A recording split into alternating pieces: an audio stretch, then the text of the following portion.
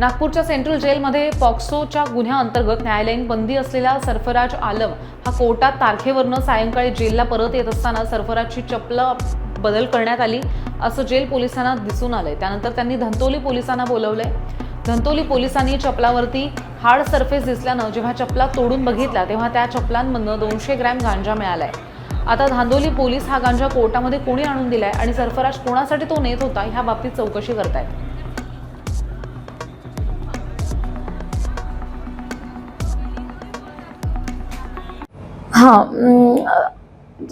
Central जेलमध्ये एक आरोपी आहे, न्यायालयीन बंदी आहे। सोनू उर्फ सरफराज जहांगीर आलम, राहणार हिंगणा, मध्यवर्ती कारागृह सध्या।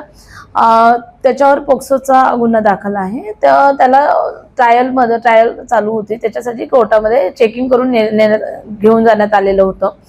तिथे त्यांनी चप्पल त्याची बदलल्या गेली आणि तो जेव्हा पुन्हा आतमध्ये एंट्री करताना जेव्हा त्यांची चेकिंग सुरू होती त्यावेळी त्यांना चप्पल ही हार्ड सरफेसमध्ये त्यांना जाणवली।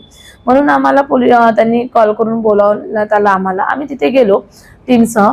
जेव्हा आम्ही चप्पल कापून बघितली त्याच्यामध्ये 201 ग्राम गांजा आम्हाला मिळून आला आणि त्यावर आम्ही आमची पूर्ण कारवाई केली। आता आम्ही त्याच्यामध्ये तपास करत आहोत की तो गांजा कुणासाठी घेऊन जाण्यात येत होता, आतमध्ये कुणाला देणार होता, त्याला इथे कोर्टामध्ये कोणी दिलेला होता, चप्पल कशी बदलली, त्याच्यामध्ये कोणी मदत केली, हे सर्व प्रकारे आम्ही तपास करत आहोत।